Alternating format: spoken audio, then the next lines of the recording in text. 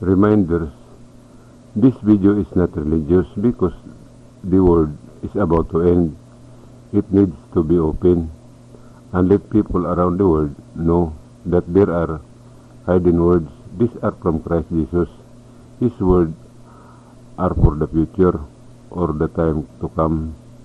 For those who volunteer to create a venue or for the gathering about what I am saying, this is my contact number, 0953-002-3408. Call me and I will direct you where it will be held, because many people will attend. You will post on FB so that more people can know. The call is duty about neighbor or mission. Ask your partner which one to believe, the word written or the one written in a chair. This show is called Erasio. You will laugh, dance without music, get angry, get scared. You will not understand what your feelings. For those who want to join, all people and religions in the whole world are invited. This is my personal show. It is not being imitated, and this will be translated into English. Christ Jesus gave a command or mission to his disciples that they should preach what they see and know or learn in their fellowship, because they will enter heaven. They need to go on a mission. All people who want to go to heaven do a mission. That doesn't mean they don't want heaven. This is the most important thing for people to know. Whether they believe it or not, they need to know, because the equivalent of this is death, to be born alive. I have no power, but I am being taught how the end of the world will happen, how to change the face of the Philippines, how can people live in this country and fear the law of the country. This will happen when I talk to the president of the country, because the order will come from him. Will you stick on your belief or go to heaven? Do not believe that Lucifer is evil. He is the first angel created. The creator not create evil. Lucifer is kind. He gives the spirit of life to people. This is the wind or air, because he forgot that he entered the body that people can see. He cannot no longer come out because he will die. So he is now in the sea. The wind came from the sea. He has a legacy in proving that the wind came from him. All people, young or old, forgot that is legacy. Because of religions, man's mind was covered from the truth of the sin or blasphemy.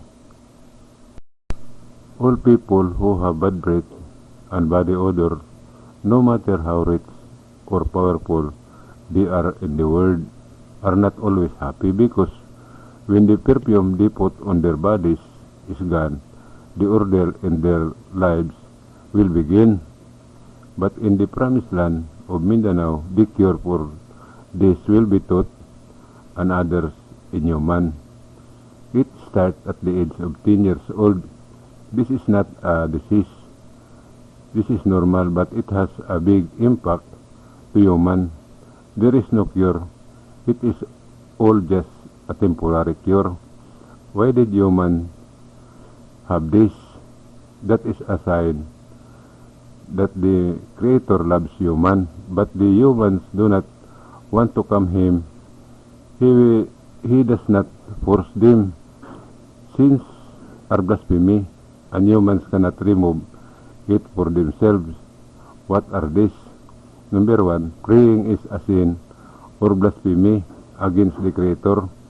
Number 2, all who eat the flesh of animals, this is blasphemy against the Creator. Number 3, all religion that teach what they worship, this is blasphemy. against the Creator. The Christian religion teaches that Christ Jesus is its leader. This is blasphemy against him. Adam and Eve had only one sin, but they were expelled from paradise in heaven. Disobeying or violating the command of the Creator is blasphemy against him. What I am saying is hard to believe, and no one will believe it, because no one says anything bad. If I say this actually or personally, I am sure that there is a person who will feel it, even if the person knows that it is a sin that he cannot stop him from himself. Can money save people? The answer is yes, because money is the bridge to salvation. The two colors of the ocean are a sign or warning for the end of the world. What I am saying, that it will burn, is placed in nature, and this is the Philippines. In this country, the world are placed in time. I will tell you what it is. It is true because there is something to see and read. Of all the death, this is the most painful, the burning alive. That is why there is a promised land. This is Mindanao, Philippines. For salvation, follow the teaching and do not violate them. I will teach why this country is called the Pilipinas. It is true that at the end of the world, it will be dark and it will rain fire. How it will happen, you will know, and I will explain it. I will teach the true name of the Creator and the fulfillment, the sign of the end of the world. What is the will of the Creator? All of these are in nature. This is not a fiction. There is something to be seen and read. It is different when someone burns inside the house. They lose consciousness first because of the smoke.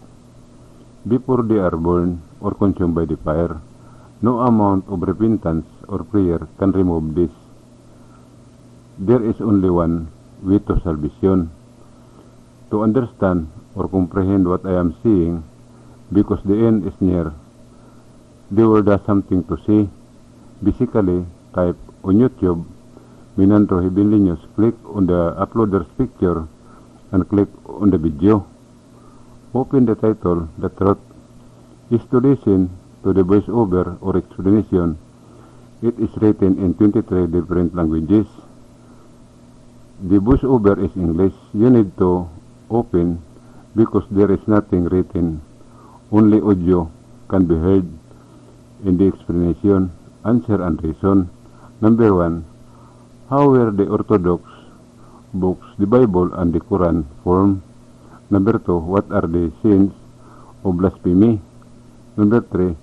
How many are the commandments of Christ Jesus for salvation? Number 4. Why do I know the word I speak? Number 5. What is the sign of the end of the world? Number 6. As Christ Jesus taught the way, the truth, and life. Number 7. Why did Christ Jesus say that you also call me? Number 8. What Creator created is all good. Where does the devil come from? Etc. Number 9. What should we believe? In what is written or what is placed in nature? Don't worry about the amount of money that you will be spent. I will teach you how to get the money back and maybe double it or more. Thank you and mabuhay.